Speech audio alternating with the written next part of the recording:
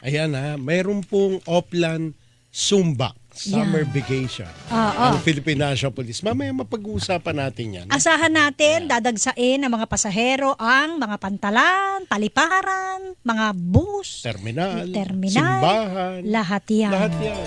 Bisita Mamaya is po yan, iglesia. hihingi tayo ng update sa mga kinauukulan para po doon sa dapat asahan nyo ng dagsa ng tao, traffic, maraming pasahero. Dapat yan, inaantabayanan na natin at malaman natin kung ano ang mga plano ng iba't ibang ahensya ng gobyerno para dyan sa inaasahang dagsa ng mga tao patungo sa iba't ibang lalawigan. Ayan na.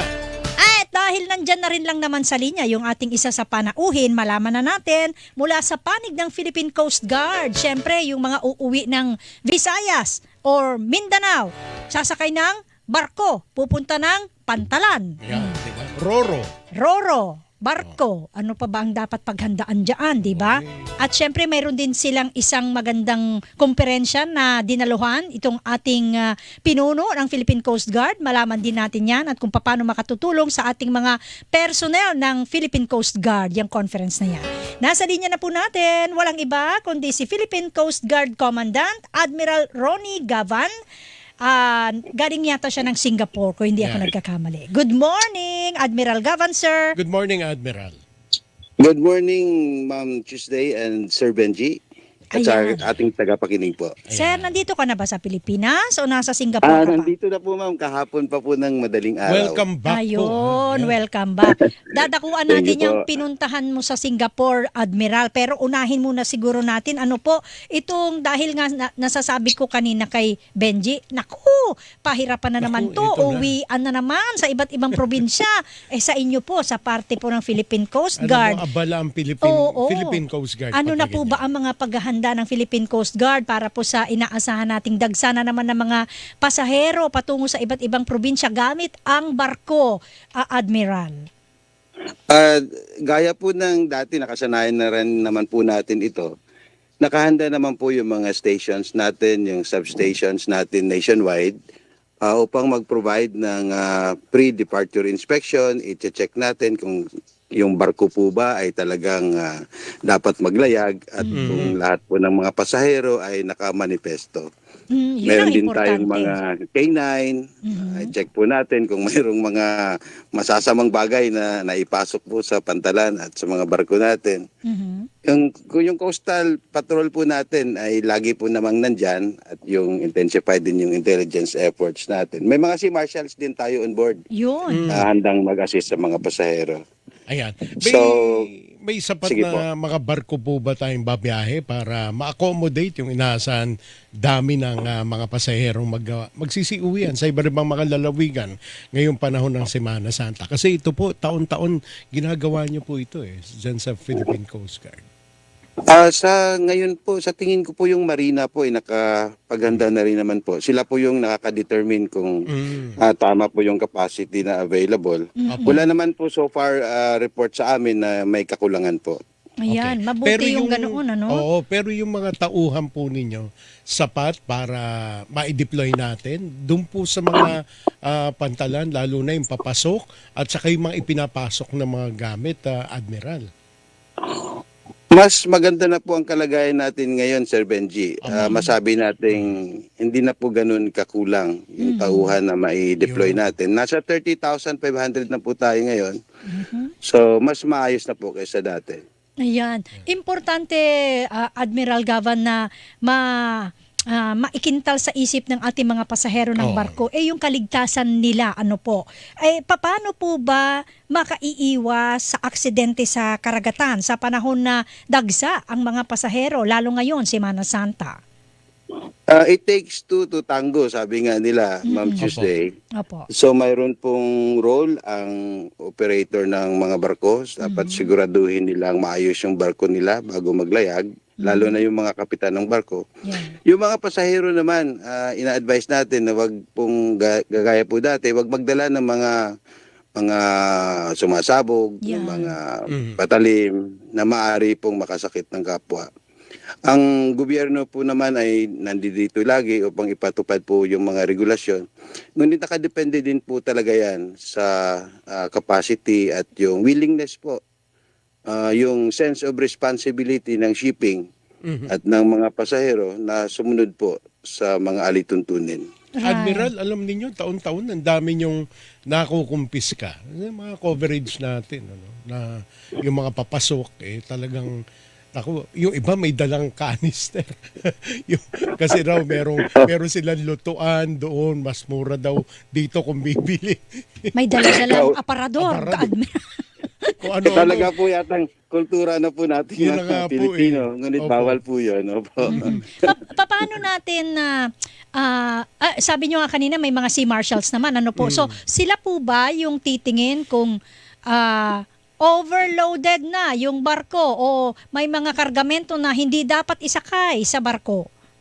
Bago po maglayag yung barko na check na po yan ng mga tauhan natin, ngunit ang responsibilidad na yan ay nasa kapitan mismo ng barko. Opo. Meron po siyang pinipirmahan na oath of safe departure para po masiguradong sumunod siya sa alituntunin. Ang isa sa mga nagiging hamon, Admiral, na nakikita ko, yung manifesto. Minsan Opo. may sobra yung Pasahero sa manifesto. dun sa manifesto. Nangyayari pa ba yun, May- Admiral? ito po ba'y natugunan na rin? Natugunan na po, ngunit hindi naman po siguro ganun ka-perpekto. Opo. Yan po ay concerted effort ng Marina at ng Coast Guard, pati na po ng port authorities. Talaga pong maiging chinecheck na po yan. Ngunit para mayroon pang another layer, may sea marshals din po tayo nag-o-observe habang naglalayag yung barko. Nare-report po, may mga instances din po, pailan-ilan, gusto pa rin mag-violate. Na-check natin, pinababalik natin sa puerto yung barko. Yun. Kaya lang pagka ganun, 'di ba? Parang Naku, perwisyo. perwisyo para sa lahat ng pasahero. Pero yung pagkakaantala, lalo na sa pag-uwi. Dahil lang sa pagdadala ng mga bagay na hindi na sana dapat dinadala pa. Yun na nga. At saka yung sa manifesto, sobra pala yung kapasidad. Bakit po, saan nyo po nakita yung dahilan? At ano po yung nakikita ninyo? Na bakit yung iba, lilista na lang yung pangalan, hindi pa po mailista? Siguro po, ito, observation lang Opo, namin. opo, Una, yung opo. pasahero gustong makauwi sa oras na gusto niya. Yun naman sigurong ibang shipping operators gustong kumita ng Yun, mas malaki. extra. So it really takes two to tango, Opo. Hindi lang po responsibilidad ng shipping, hindi lang po responsibilidad ng pasahero. Pareho po silang may responsibilidad at tayo rin po sa gobyerno. Mayroon din po tayong responsibilidad na siguraduhin sila po'y sumusunod. So dapat sama-sama po tayong lahat. At the end of the day, it is about responsible governance on the Correct. part of the government. Sa sa shipping, it's about responsible ship ownership. Sa mga pasahero naman, yung sense of individual responsibility po para po sa kanya-kanyang kaligtasan. Right. So lahat-lahat po dapat responsable. Opo. Para hindi maabala lahat o pagka hindi naman yung hindi inaasahang pangyayari, wag naman sana na magkaroon ng aksidente sa Yun na barko. nga. Oh. Ayan, makikita mo kung saan na naman nagkulang, magtuturuan na naman kung sinong may responsibilidad. Opo, paulit-ulit na po yan. Hanggat hindi po nagbabago yung kultura, paulit-ulit po yan. Pero ang gobyerno naman po ay ginagawa din po lahat upang ma-shape natin yung tamang kultura sa paglalayag. Right. Ayun. May isa, Admiral Gavan, itong biyahe ni Pangulong Bongbong Marcos dito sa Europe, particularly dito sa Germany, mayroon siyang nabanggit doon na mayroon silang kasunduan sa pagitan ng Germany para palakasin ang Philippine Coast Guard. Mayroon na po ba kayong detalye nito at sa paanong paraan po tutulong ang Germany para palakasin ang Coast Guard natin?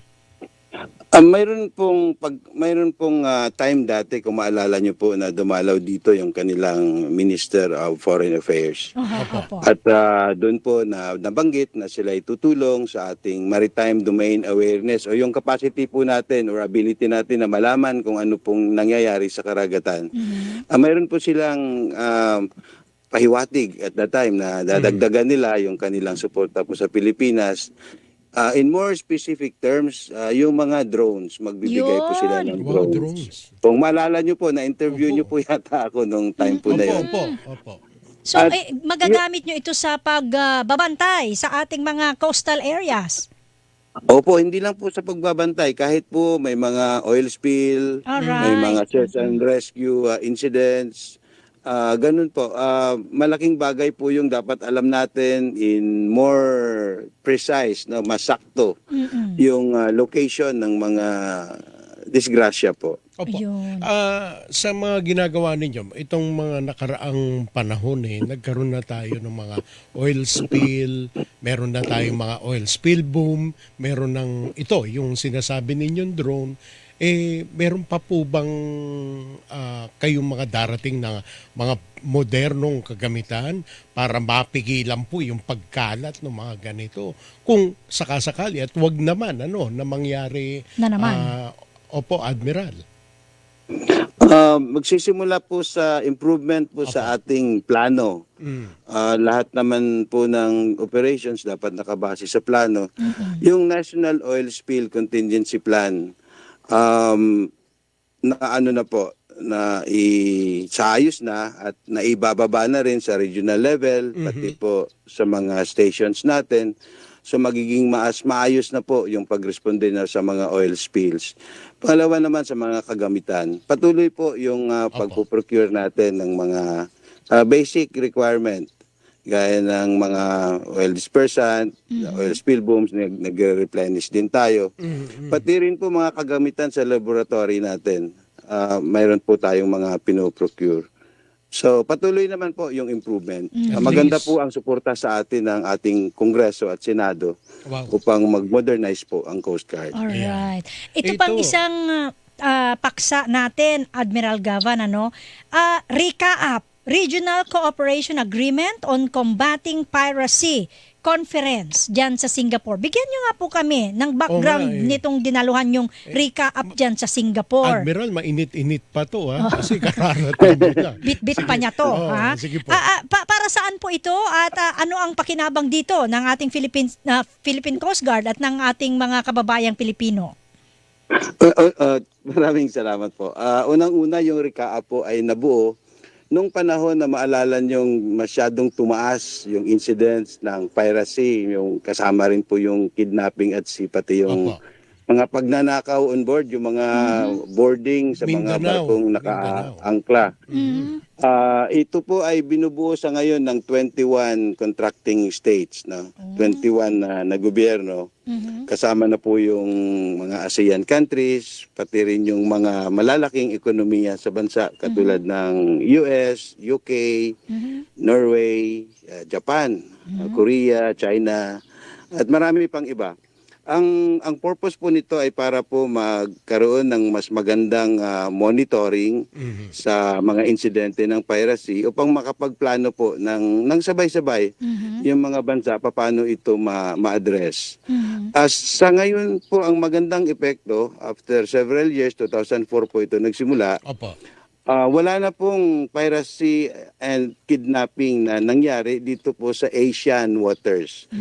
Ang mayroon na lang po yung mga petty crimes, yung mga pagnanakaw sa mga kagamitan na nasa barko habang ito'y nakaangkla o di kaya ay dumadaan sa mga narrow straits, katulad ng Strait of Malacca and other areas in Asia.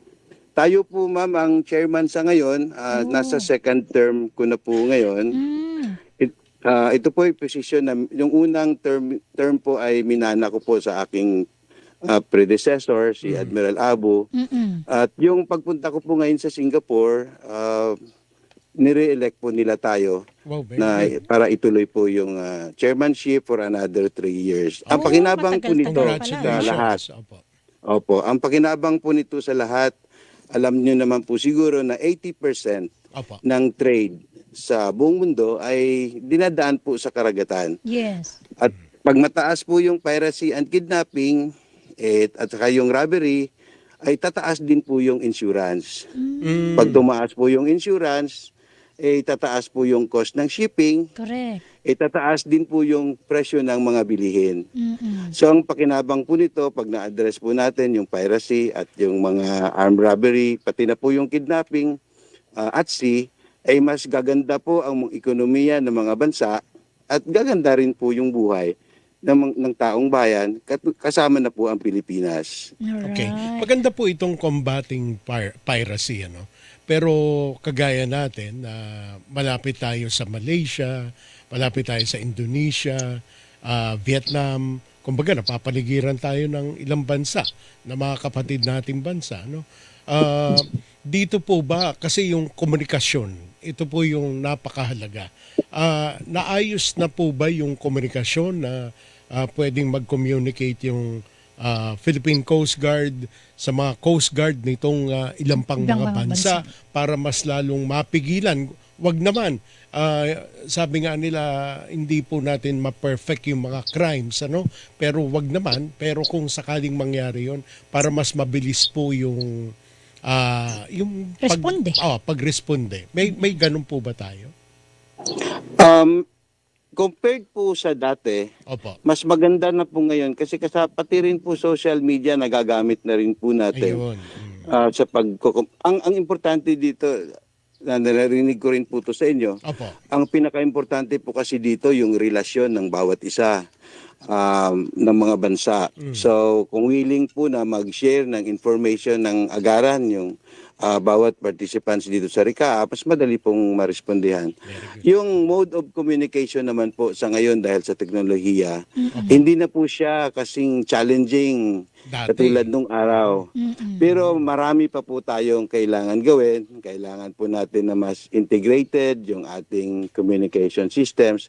Pero ginagawa naman po ng paraan. Inuulit ko po, in the case of the Philippines po, yung ating presidente, ang Opo. ating Kongreso at Senado, ay buo po ang suporta sa Philippine Coast Guard. So, may malaking improvements na po. Alright. Siguro ihabol ko na lang, pahapyaw, Admiral Gavan. Kumusta naman po yung pagpapatrolya natin sa West Philippine Sea? So far, may mga bagong incidents po ba kayong nakaharap na naman dyan? Mula nung nangyari last time, Opo. wala naman pong bagong mga kaganapan na magiging cause for worry po ng taong bayan. Stable po so far at patuloy naman po yung ating mga plano, ang ating gawain po. Alright. Ayan. With that, With that- Admiral Gavan, nagpapasalamat po kami sa oras po ninyo. At sa susunod ulit, sir, ha? Pag naabala ka namin ng linggo, pagbigyan mo kami, ha? Tsaka, Yes, ma'am, Tuesday. Ito Yun pa- lang, baka magtampo na yung kaibigan kong si Rod Ay, hindi. Vega. Akong bahala sa inyo kay Rod. Opo.